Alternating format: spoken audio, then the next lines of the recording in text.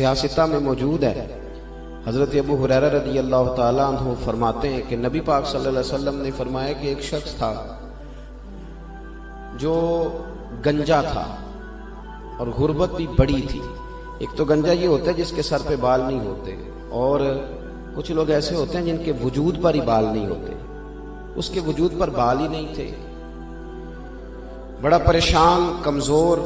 और आप देखें ना, मर्द के वजूद पर, चेहरे पर बाल ना हो तो कितनी तकलीफ महसूस करता है। ये अलग बात है कि जब अल्लाह दाढ़ी देता है तो लोग कटवानी शुरू कर देते हैं, हालांकि जब तक ना हो तो तकलीफ महसूस होती है। तो अल्लाह तबारक व तआला की बारगाह में वो अक्सर रोया करता था। इसी तरह एक शख्स ऐसा भी था जो नाबीना था, उसके पास आंखें नहीं थी, वो भी तड़पता था कि आंखें मिल जाएं। गुर्बत भी बड़ी थी। और हुजूर फरमाने लगे कि एक शख्स कोढ़ा था, उसे कोढ़ की बीमारी थी, उसके वजूद पर चलना उसके लिए मुमकिन नहीं था, वो भी तड़पा हो जाए और मेरी गुर्बत दूर हो जाए। रब करीम ने तीनों पर ही फजल फरमा दिया।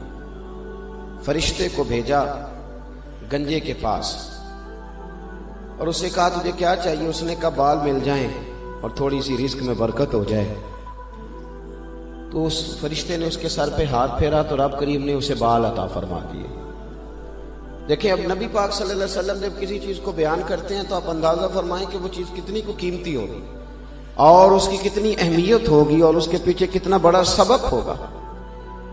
उसके सर पे बाल आ गए। तुझे माल कौन सा पसंद है? तो उसने कहा बकरियां पसंद है। चंद बकरियां फरिश्ते ने दी, फिर अल्लाह ने उसमें बरकत की तो वो बकरियां लाखों में हो गई। फिर वो आया उसके पास जो नाबीना था, नाबीना। उसने कहा तुझे क्या चाहिए? तो कहने लगा अगर आंखें में ना तो मैं अल्लाह का बड़ा शुक्रगुजार बंदा बनूंगा। फरिश्ते ने हाथ लगाया तो रब करीम ने आंखें अता फरमा दी। माल कौन सा पसंद है? तो कहने लगा गायें बड़ी पसंद है। चंद गायें वो फरिश्ता लाया, फिर रब करीम ने उसमें बरकत फरमाई तो वो गायें हजारों की तादाद में हो गई। फिर वो उस शख्स के पास आया जिसको कोढ़ की बीमारी थी, हाथ पैर पूरे काम नहीं करते थे। तू क्या चाहता है? तो हुजूर फरमाने लगे, उसने कहा कि मैं चाहता हूं अल्लाह मुझे शिफा दे दे और फिर रब करीम मेरे रिस्क में बरकत कर दे। फरिश्ते ने हाथ फेरा तो अल्लाह ने शिफा दे दी। तुझे माल कौन सा पसंद है? तो ऊंट बड़े पसंद है। चंद ऊंट वो फरिश्ता दे गया तो रब ने उसमें बरकत फरमाई तो सैकड़ों में ऊंट हो गए। अब जब हालात गुजरते हैं ना तो फिर लोगों के माहौल बदल जाता है। बीमार होते हैं तो कहते हैं बस भाई अब मैं हूं और मस्जिद है, मैं हूं और कुरान पाक है। जरा कोई झटका लगता है तो फिर लोग हिलते हैं और कहते हैं तौबा मेरी। तंदुरुस्ती आती है तो भूल जाते हैं, भूल जाते हैं। और फिर जब अल्लाह मालो दौलत दे देता है तो दोस्तियां भी बदल जाती हैं, ताल्लुकदारियां भी बदल जाती हैं, फिर स्टेटस बदल जाता है, फिर मेयार बदल जाता है।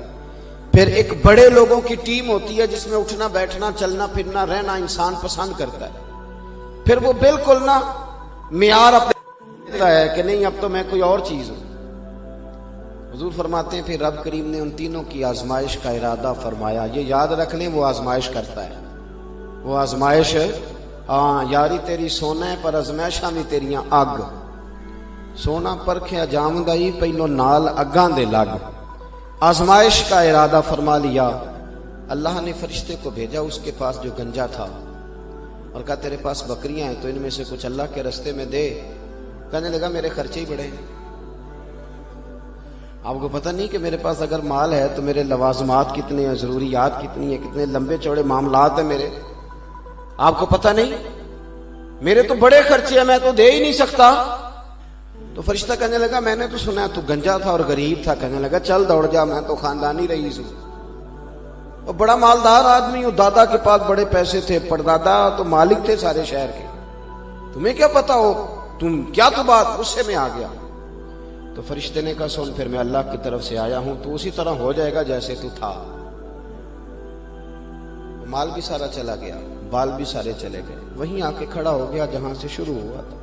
दुआ फरमाए अल्लाह पर्दा पोशी अता, अल्लाह पर्दा पोशी अता, अल्लाह पर्दा पोशी अता। फिर दूसरे के पास आया और उसे आके कहा तेरे पास बड़ी गायें हैं तो कोई गाय दे अल्लाह के रास्ते में। वो कहने लगा मेरे बड़े खर्चे हैं, तुम्हें नहीं पता मजदूर मेरे पास कितने हैं, तुम्हें नहीं पता मैं मस्जिदों में कितना ताउन करता हूँ, نہ پتہ نہیں میرے رشتہ داروں کے معاملات ہیں، بڑے میرے لمبے چوڑے مسئلے ہی نہیں سکتا. میری باتوں کی سمجھ آ رہی ہے آپ حضرات کو؟ تو فرشتہ کہنے لگا میں نے تو سنا ہے تو اندھا تھا، 4 روپے کمانے کے قابل نہ تھا، مالک نے تجھے نواز دیا، شفائیں دی. کہنے لگا یہ تو کیا کہہ رہا ہے، میں تو خاندانی رئیس ہوں، کئی پشتوں سے مالدار چلا آ رہا ہوں، فلاں حویلی بھی ہماری، فلاں کھیت کھلیان بھی ہمارے. فرشتے نے کہا اچھا سن، پھر میں اللہ کا فرشتہ ہوں اور وہی ہوں جس نے ہاتھ رکھ کے تیری آنکھیں ٹھیک کی تھی، اب تو ایسے ہی ہو جا جیسے تو پہلے تھا. پھر وہ فرشتہ اس کے پاس آیا جو کوڑ کی بیماری میں مبتلا تھا. اسے آ کے کہا کہ تیرے پاس بڑے اونٹ ہیں، اگر میں تجھے کہوں کہ اللہ کے رستے پہ دے تو تو دے گا؟ وہ رو پڑا، آنکھوں میں آنسو آ گئے. میرے پاس تو کچھ بھی نہیں تھا، میں تو نانے جمی کا محتاج تھا، مجھے کوڑ کی بیماری تھی، وہ ایک قدم چل نہیں سکتا تھا، پیالہ اٹھا کے نہیں پی سکتا تھا. تو کہتا ہے اللہ کے نام پہ کچھ دے، میری جان بھی حاضر ہے میرے رب کے نام. تو بتا تجھے کیا چاہیے؟ یہ جتنی چیزیں کھڑی ہیں ساری اللہ کی دی ہوئی ہیں، میری تو حیثیت نہیں ایک دانے کی بھی، میں تو ایک قطرے تک کا مال کمانے کی یہ سارا میرے مالک کا ہے، تو میرے رب کے نام پہ جو مانگے گا میں حاضر کروں گا. تو فرشتہ کہنے لگا رب کو تیرے مال کی ضرورت تو نہیں، اس نے تو آزمائش کے لیے بھیجا تھا، اب اللہ نے فیصلہ کیا ہے تیری تندرستی بھی رہے گی اور اللہ تجھے اسی طرح مال بھی عطا فرمائے گا. اب نہ گاؤں سے آ کر پڑھنے والے بھول ہی گئے کہ کس کی ماں نے کتنا زیور بیچا تھا. اب تو سارے رئیس ہیں، تو سارے مالدار ہیں، اب تو سارے دانشور ہیں. آپ کسی کو چھیڑیں، میں اکثر کہتا ہوں کہ پہلے لوگ شیشے میں اتارتے تھے کسی کو، اب تو بندے شیشی میں بھی اتار لیتے، جو چھوٹی سی شیشی میں اتار لیتے، پتہ ہی نہیں چلتا کون شیشی میں اتار کے نکل جاتا ہے اور کس کس حال میں نکل جاتا ہے اور کیا کیا کرتا ہے، کس کس رنگ میں کرتا ہے. نہ ایسا کریں، نہ اذیت میں اپنے آپ کو مبتلا کریں، اپنی اصل کو یاد رکھیں، وقت یاد رکھیں کہ ہم کیا تھے اور مالک نے آج ہمیں کیا بنا دیا ہے. جب آپ بیمار ہوئے تھے وہ وقت بھی یاد رکھیں. قرآن مجید نے ارشاد فرمایا کہ هل أتى على الإنسان حين من الدهر لم يكن شيئا مذكورا. فرمایا انسان پر ایک وقت وہ بھی گزرا ہے کہ جب اس کا کہیں بھی ذکر نہیں کیا جاتا تھا، جب یہ کوئی قابل ذکر چیز نہ تھا. لم یکن شیئا مذکورا، جب یہ کوئی قابل ذکر چیز نہ تھا، اس کا نام بھی نہیں تھا، اس کا کوئی گھر بھی نہیں تھا، اس کے نام کوئی پلاٹ بھی نہیں تھا، اس کی کوئی بیوی بھی نہیں تھی، اس کا کوئی بچہ بھی نہیں تھا، اس کے ماں باپ بھی نہیں تھے، کیونکہ یہ خود ہی نہیں تھا. قرآن مجید نے یاد کرایا ہمیں، فرمایا یہ بات یاد رکھو کہ تم پر ایک وقت گزرا ہے جب تم کوئی قابل ذکر چیز یاد کرایا ہے، توجہ دلائی، ہمیں ذہن دیا ہے کہ تم اس وقت کو یاد کرو جب تم کوئی قابل ذکر چیز، جب ہمارا کوئی ذکر ہونے لگتا ہے تو پھر ہم کچھ بن کے بیٹھ جاتے ہیں، پھر ہمارا مزاج بن جاتا ہے کہ اب ہم کچھ ہیں. قرآن مجید نے ہمیں نصیحت فرمائی ہے کہ تم اپنے ماضی کو یاد رکھو. پھر ترتیب کے ساتھ بار بار قرآن پاک نے اس بات کا ذکر فرمایا ہے کہ ہم نے تمہیں ایک نطفے سے اور پھر جمے ہوئے خون سے پیدا کیا ہے. تم پلٹ کے یاد رکھو. بہت سارے لوگ زندگی میں بہت ساری چالاکیاں کرنے کی کوشش کرتے ہیں. عقل اللہ تبارک و تعالیٰ دیتا ہے تو پھر وہ عقل کے زور پر بازار گرم کر لیتے ہیں تیزیاں دکھانے کا. اپنی زندگی میں یہ بات یاد رکھیں کہ اللہ بڑا ہی بے نیاز ہے. تندرست آدمی، صحت مند آدمی اور باشعور آدمی، لیکن اس کے ہاں بعض اوقات بچہ پیدا ہوتا ہے تو بڑا کمزور پیدا ہو جاتا ہے، اب نارمل پیدا ہو جاتا ہے. فرمایا تم اس وقت کو یاد رکھو جب تم کچھ بھی نہیں تھے. اپنے ماضی کو کبھی بھی نہ بھولو، اپنے ماضی کا خیال رکھو. نبی پاک صلی اللہ تعالی علیہ وسلم نا ہمیں سمجھانے کے لیے بعض اوقات اس بات کا ذکر کرتے تھے، ہمیں سمجھانے کے لیے سرور کائنات صلی اللہ تعالی علیہ وسلم کے پاس آ کے جب ایک شخص نے کانپنا شروع کیا تو حضور نے فرمایا کیوں ڈرتے ہو؟ یہ بخاری کی حدیث ہے۔ تو اس نے عرض کی یا رسول اللہ صلی اللہ علیہ وسلم میں مدینے کی حکومت کے سربراہ کے پاس آیا ہوں تو ڈر لگ رہا ہے، کوئی بات ایسی نہ ہو کہ آپ ناراض ہو جائیں۔ تو نبی پاک صلی اللہ تعالی علیہ وسلم نے فرمایا کہ تم کسی حکومت کے سربراہ کے پاس نہیں آئے، اور یہ لفظ کہتے حضور رو پڑے۔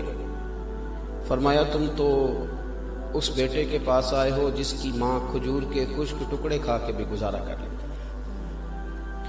وہ ماضی کی ساری چیزیں الحاوی الفتاوی میں امام سیوطی نے لکھا ہے کہ نبی پاک صلی اللہ علیہ وسلم رو پڑے ایک دن اور فرمانے لگے میری اماں نے وہ وقت دیکھا تھا کہ جب میرے وجود پر کپڑے بھی پورے نہیں تھے، غربت تھی، آزمائش تھی، پریشانی تھی۔